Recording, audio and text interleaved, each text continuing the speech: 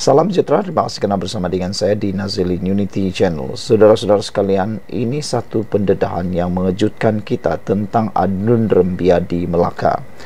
Baru-baru ini telah diketahui, kononnya adun rembia tersebut telah lompat parti menyertai parti PAS dan telah pun sah menjadi ahli PAS. Namun demikian itu kata mereka.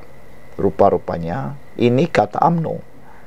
Kata UMNO Melaka, mereka belum menerima bukti adun rembia telah menyertai PAS. Mungkinkah ini sedang dalam perancangan ataupun ini di dalam sedang proses, yang mana adun rembia sebenarnya sedang berdepan masalah besar, yaitu terpaksa berhadapan dengan risiko membayar 100 juta ringgit sebagai penalty bond kerana telah pun mengkhianati parti UMNO dan Barisan Nasional. Adakah itu sebabnya beliau takut untuk menyatakan bahawa dia sudah menyertai PAS, takut untuk menyerahkan bukti bahawa telah menyertai PAS? Adakah itu sebenarnya mereka takut atau dia takut untuk dikenakan tindakan oleh UMNO?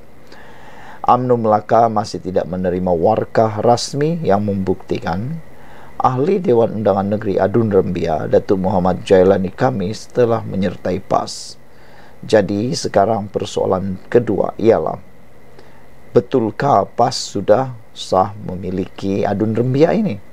Ataukah sekadar mereka hanya retorik semata-mata, cakap-cakap saja tapi tidak ada dokumen rasmi yang boleh dijadikan bukti? Adakah sebenarnya PAS sedang berbohong? Itu persoalan dia. Pengerusi UMNO Melaka, Datuk Seri Abdul Rauf Yusuf berkata, pihak Setiausaha Dewan Undangan Negeri DUN telah memaklumkan kepada Muhammad Jailani agar menghantar surat dan sijil keahlian PAS secara rasmi ke Pejabat Speaker Dewan Undangan Negeri Melaka yang tamat pada 28 Julai lalu. Kita memerlukan satu bukti yang menunjukkan bahawa beliau telah menjadi ahli PAS sejak sekian lama. Dengan itu baru boleh ambil langkah untuk menilai sama ada kebenaran beliau sebagai ahli parti berkenan. Dengan tidak ada pengesahan ini, kita akan tunggu sehingga satu keputusan akan dibuat, katanya ketika sidang akbar di PWTC. Pada 16 Julai lalu, Setiausaha Agung PAS, Datuk Seri Taqiyuddin Hassan, telah pun mengumumkan bahawa Muhammad Jailani telah menyertai parti itu secara rasmi. Menurut Taqiyuddin, keahlian Muhammad Jailani yang juga wakil rakyat UMNO itu diterima pada 10 Jun tahun lalu. Taqiyuddin yang juga timbalan Setiausaha Agung Perikatan Nasional PN menjelaskan, keputusan Muhammad Jailani yang digantung keahlian UMNO selama 6 tahun itu tidak dianggap sebagai lompat parti kerana pindaan rang Undang-Undang Perlembagaan Negeri Melaka pindaan tahun 2023 berkaitan lompat parti diluluskan pada 31 Julai 2023. Mengulas lanjut, Abdul Rauf memaklumkan pihaknya akan menunggu Muhammad Jailani menjawab soalan berkenan sehingga persidangan Dewan Undangan Negeri pada November depan. Kita pun telah menghantar surat kepada pihak PAS, kata beliau. Tidak salah saya untuk meminta pengesahan keahlian. Sepatutnya kita tidak perlu menghantar surat memandangkan dia yang mengisytiharkan keluar parti. Tetapi dia tidak membuktikan dengan surat-surat yang mengesahkan bahawa dia telah menjadi ahli PAS sejak tahun 2023, ujarnya lagi. Sekian untuk kali ini. Jangan lupa tinggalkan komen Anda. Salam sejahtera, terima kasih kerana bersama dengan saya di Nazilin Unity Channel. Isu tentang 10 ahli parlimen daripada Barisan Nasional yang kononnya telah menandatangani akuan bersumpah dengan Muhyiddin Yassin, yang mana Muhyiddin kata dia ada 115 sokongan SD untuk menjadi Perdana Menteri yang ke-10, kini menjadi bualan. Persoalannya kini ialah bila mereka akan tampilkan diri. Kini dimohon supaya 10 ahli parlimen dalam senarai ini tampilkan diri. Tampilkanlah diri, wahai 10 MPBN. Di sebalik Muhyiddin Yassin kekal mendakwa beliau mempunyai 115 sokongan ahli parlimen selepas PRU 15 lalu, sehingga didakwa layak untuk mengangkat sumpah, malah telah menyerahkan segala dokumen berkaitan kepada pihak polis semalam. Perkara itu sebaliknya disanggah oleh Presiden UMNO merangkap pengerusi BN Ahmad Zahid Hamidi. Menurut Zahid Hamidi yang juga timbalan Perdana Menteri, Muhyiddin sebenarnya memiliki 105 sokongan ahli parlimen saja, bukan 115. Ini kerana, kata Zahid, ada 10 ahli parlimen BN telah menandatangani 2 SD, satu yang menyokong BN dan satu lagi menyokong pengerusi Perikatan Nasional itu. Sebab itu, Muhyiddin sebenarnya tidak mempunyai sokongan yang cukup untuk dilantik sebagai Perdana Menteri. Saya saksi hidup, 115 SD yang dikatakan ada itu, termasuk 10 SD daripada ahli-ahli parlimen yang tanda tangani 2 SD, kata Zahid. Dengan BN mereka tanda tangan, dengan PN juga tanda tangan, ujar Zahid lagi. Selain itu, Zahid berkata, setiap calon BN turut menandatangani 3 dokumen lain sebelum mereka menjadi calon. Semua dokumen ditandatangani, direkam dengan video dan dibuat di depan pesuruhjaya sumpah serta 3 saksi. Dengan itu, saudara-saudara sekalian, 3 peguam serta 3 saksi peguam, antaranya jika mereka keluar atau menyokong pihak lain, mereka mesti bayar penalti sebanyak 100 juta ringgit. 2 dokumen lagi yang ditandatangani ialah memberi kuasa sepenuhnya kepada pengerusi BN untuk membentuk kerajaan dan mewujudkan kerajaan campuran atau sebarang tindakan ke arah pembentukan kerajaan. Dokumen ketiga ialah setuju bahawa kerusi yang ditandangi calon BN adalah kepunyaan parti, bukan kepunyaan individu, tegasnya. Dalam hal ini, yang menarik untuk diketahui oleh seluruh rakyat Malaysia sekarang ialah siapakah 10 ahli parlimen BN berkenan. Kenapa mereka menandatangani 2 SD? Antara 2 SD itu, yang mana ditandatangani dengan ikhlas dan yang mana pula tanpa kerelaan. Oleh itu, dimohon supaya tampillah wahai 10 ahli parlimen BN berkaitan untuk menjelaskan segala kekusutan dan kekeliruan seluruh rakyat Malaysia ini sekarang. Janganlah berdiam diri dan mendekam sunyi seolah-olah dalam isu yang timbul sekarang mereka tiada apa-apa kaitan. Hakikatnya, kerana tindakan mereka menandatangani 2 SD itulah yang menjadi punca berlakunya kekecohan yang tak sudah-sudah sampai sekarang. Jika daripada awal mereka tidak menandatangani SD menyokong Muhyiddin, terutama kerana menyedari ada 3 dokumen perjanjian telah ditandatangani terhadap parti, sudah pasti pengerusi BN tidak mengomel tak puas hati mengapa tidak dijemput ke Istana Negara untuk mengangkat sumpah sampai sekarang, dan tidak perlulah juga sampai pihak polis perlu menjalankan siasatan. Dengan ini sekali lagi ditekankan, tampilkanlah diri wahai 10 ahli parlimen. Sekian dulu, jangan lupa tinggalkan komen anda. Salam sejahtera. Terima kasih kerana bersama dengan saya di Nazilin Unity Channel. Persoalan besar ini perlu ditanya kepada walaun, juga pada pembangkang dan pada pemerhati politik dan pada kerajaan dan pada semua orang yang mengikuti politik di Malaysia. Isunya ialah, takkan tiap-tiap tahun nak uji keabsahan Anwar Ibrahim. Apabila saja ada PRK, diungkit lagi SD 115, Muhyiddin ungkit lagi. Takkanlah lepas diungkit SD itu nak buat lagi usul undi percaya, undi lagi percaya, undi lagi percaya, balik-balik usul undi tak percaya. Apa kata kali ini? Buat pula usul undi percaya untuk Muhyiddin, nak tengok berapa yang menyokong Muhyiddin. Itu lebih baik.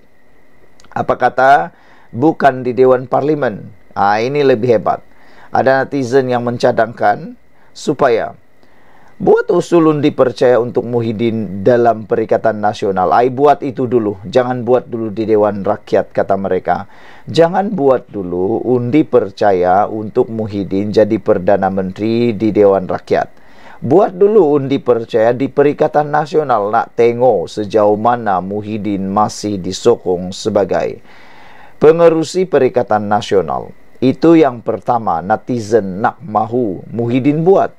Jangan dulu ungkit tentang SD di parlimen nak jadi Perdana Menteri atau sebagainya. Lihat dulu berapa sokongan yang Muhyiddin dapat dalam Perikatan Nasional. Berapa yang masih menyokong beliau sebagai pengerusi Perikatan Nasional. Sudah lulus yang itu, undi satu lagi. Sebelum pergi Dewan Rakyat, undi satu lagi, yaitu Presiden Parti Bersatu. Menurut Puan Zarkasi baru-baru ini, beliau mencadangkan sudah waktunya Hamzah Zainuddin mohon ataupun mencadangkan, menggesa supaya Muhyiddin Yassin berundur daripada jawatannya sebagai Presiden Parti Bersatu. Kata Puan Zarkasi, sudah tiba waktunya untuk Muhyiddin Yassin digesa untuk meninggalkan jawatan presiden itu. Itu sebabnya ada netizen kata, itulah sebelum nak pertikai tentang SD 115 dan mahu bercita-cita nafsunya nak menjadi Perdana Menteri lagi, lebih baik buat dulu undi percaya atau undi tidak percaya dalam Perikatan Nasional. Itu yang pertama. Yang kedua, kata mereka, buat pula undian percaya atau undi tak percaya dalam Parti Bersatu. Nah, lihatlah sejauh mana Muhyiddin masih mampu mempertahankan jawatan beliau sebagai Presiden Parti Bersatu dan juga pengerusi Perikatan Nasional. Nak lihatlah sejauh mana beliau disokong. Kalau di situ pun dia dah tumbang, nah jangankan pula nak fikir pula dapat 115 di Dewan Parlimen. Karena baru-baru ini Anwar Ibrahim telah pun mengarahkan, kata Anwar Ibrahim, saya dah pernah mengusulkan, kerajaan dah pernah mengusulkan undi percaya terhadap Anwar Ibrahim. Dan pernah dicadangkan, pembangkang bawalah usul undi tak percaya kepada Anwar Ibrahim. Tapi tiada pula yang berani waktu itu. Sekarang ini, takkanlah tiap-tiap tahun nak uji keabsahan Anwar Ibrahim pula.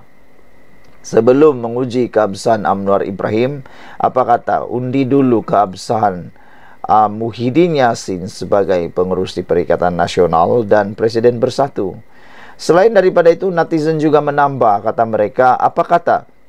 Buat juga usul undi percaya terhadap Hadiah Wang dalam Parti PAS sebagai timbalan pengerusi untuk Perikatan Nasional dan juga Presiden Parti PAS. Apa kata? Dua-dua presiden ini dibuat undi percaya. Nak lihatlah sejauh mana mereka masih mampu menang, kata mereka lagi. Dan ada juga yang gatal-gatal mulut kata, apa kata Zahid pun juga dibuat undi percaya dalam Parti UMNO, kata mereka. Tak tahulah siapa yang antara tiga ini yang akan tumbang dalam parti mereka kalau ada undi percaya. Dan yang pastinya, kalau Anwar Ibrahim, dia tak ada masalah. Anwar Ibrahim kata tak ada masalah kalau ada nak menentang dia dalam pemilihan parti PKR sebagai presiden, terbuka untuk Parti Keadilan. Silakan. Cadangan ahli Parlimen PKR Hasan Abdul Karim, terdapat 3 cara untuk Perdana Menteri Anwar Ibrahim membuktikan keabsahan tidak relevan, kata Setiausaha Agung parti itu, Saifuddin Nasution Ismail. Katanya, legitimasi Anwar Ibrahim selaku Perdana Menteri telah pun diuji pada sidang Parlimen ke-15 yang pertama di Dewan Rakyat pada Disember tahun 2022. Yang pertama, yang di Pertuan Agong di bawah perkara 43 dalam kurungan 2/E Pelembagaan Persekutuan mempunyai kuasa untuk melantik seorang Perdana Menteri yang berkemungkinan mendapat kepercayaan majoriti Dewan Rakyat. Ekorannya pada sidang Parlimen pertama, Anwar Ibrahim telah pun membuktikan dengan membuat undi percaya terhadapnya sendiri yang lulus dengan undian suara. Dan Dewan Rakyat juga meluluskan belanjawan tahun 2024 dengan lebih 140 ahli parlimen menyokongnya. Maka, cadangan Hasan Abdul Karim itu tak relevan. Takkanlah nak buat undi usul percaya tiap-tiap tahun, katanya ketika dihubungi Malaysia kini. Ini saya setuju. Takkanlah undi percaya itu dibuat tiap-tiap tahun. Belum pernah ada di dunia ini yang dibuat seperti itu. Itu akan mengganggu kestabilan politik dan ekonomi Malaysia, yang betul-betul mempengaruhi pelaburan. Semalam Hasan berkata apabila Dewan Rakyat kembali bersidang mulai 14 Oktober ini, kerajaan boleh mengemukakan usul undi percaya kepada Anwar atau pembangkang membawa usul undi tidak percaya terhadap Presiden PKR itu. Selain itu dia berkata undi terhadap belanjawan negara tahun 2025 yang akan dibentangkan 18 Oktober ini juga boleh menjadi cara untuk memastikan sokongan terhadap Anwar. Isu keabsahan Anwar selaku Perdana Menteri kembali dimainkan pembangkang setelah pengerusi PN Muhyiddin Yassin sekali lagi membangkitkan isu akuan berkanun ahli parlimen yang menyokongnya selepas pilihan raya umum tahun lalu.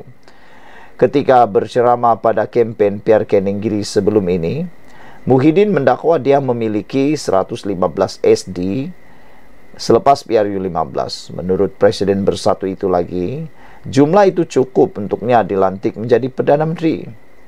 Bagaimanapun Muhyiddin menyoal, mengapa dia tidak diundang oleh Agong ketika itu? Al-Sultan Abdullah Rayatuddin Al-Mustafa Billah Shah yang untuk dilantik sebagai Perdana Menteri.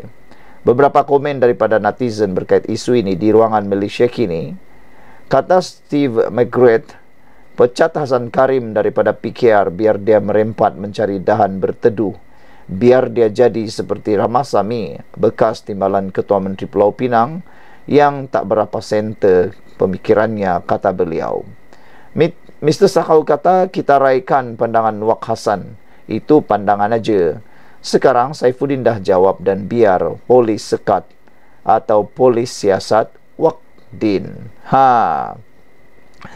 Udah Bay 2024 kata sememangnya ianya sudah tak relevan.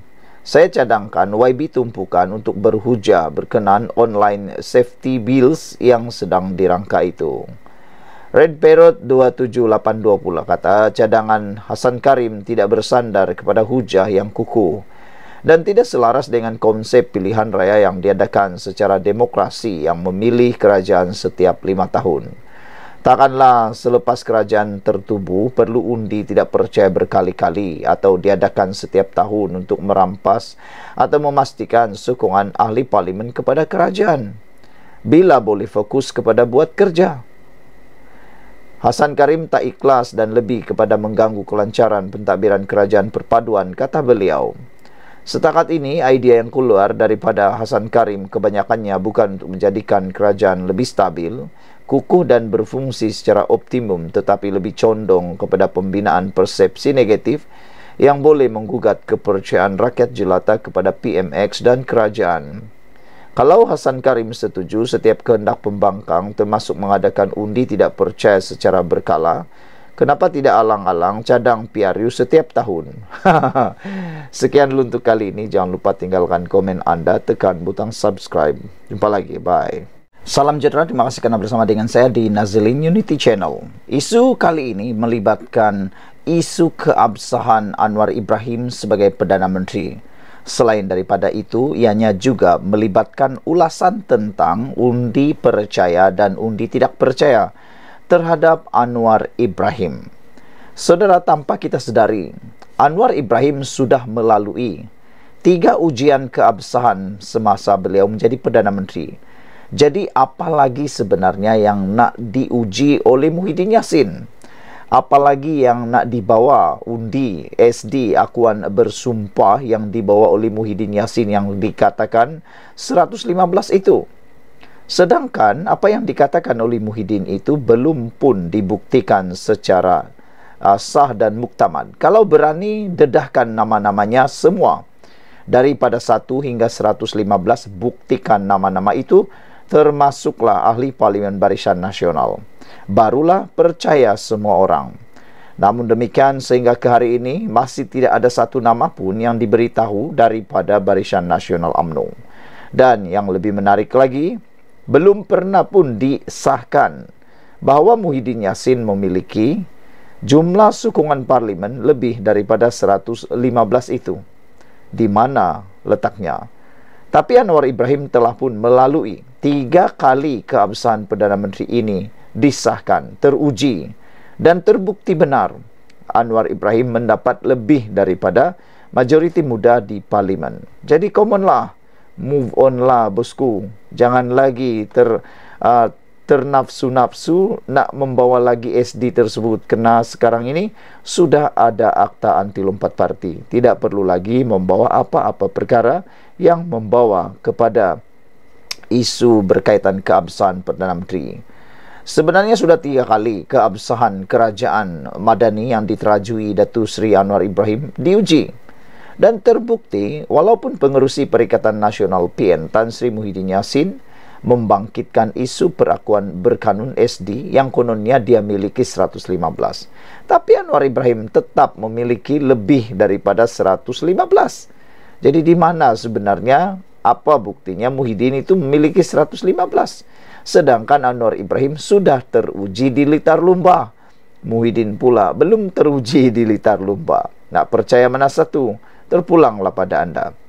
Menteri Komunikasi Fahmi Fadzil berkata, kali pertama keabsahan Anwar Ibrahim sebagai Perdana Menteri ke-10 terbukti semasa usul undi percaya yang dibentangkan pada persidangan pertama Dewan Rakyat pada 19 Disember 2022. Menerusi satu kenyataan, Fahmi yang juga juru cakap Kerajaan Perpaduan berkata, keabsahan Kerajaan Perpaduan sekali lagi terbukti apabila Belanjawan 2023 diluluskan pada 9 Mac 2023. Bermakna apabila belanjawan itu diterima, makanya Anwar Ibrahim sah memiliki jumlah yang cukup sebagai Perdana Menteri.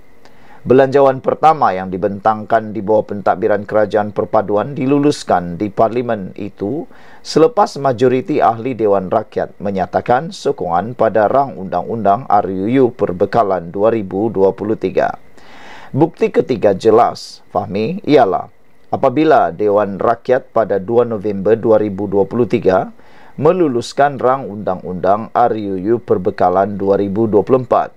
Belanjawan 2024 selepas RUU itu selesai dibahaskan di peringkat dasar. RUU Perbekalan 2024 itu diluluskan menerusi undian suara. Ketika sesi mesyuarat dipengerusikan yang dipertua Dewan Rakyat Tan Sri Johari Abdul. Tiada pertikaian lagi. Move on lah, come on, tegas Fahmi lagi. Sebelum ini, Muhyiddin telah membuat kesekian kalinya membangkitkan sekali lagi isu SD, walaupun Anwar telah membuktikan sokongan terhadapnya di Dewan Rakyat. Semasa kempen PRK Nenggiri beberapa hari yang lepas, Muhyiddin mendakwa dia memiliki 115 SD selepas PRU 15 dan dakwanya jumlah itu cukup untuknya melantik atau dilantik, maafkan saya, menjadi Perdana Menteri.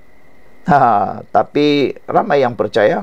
Tapi sekarang ini dengan pendedahan seperti ini kita makin meragui. Sekian untuk kali ini. Jangan lupa tinggalkan komen anda, tekan butang subscribe. Jumpa lagi.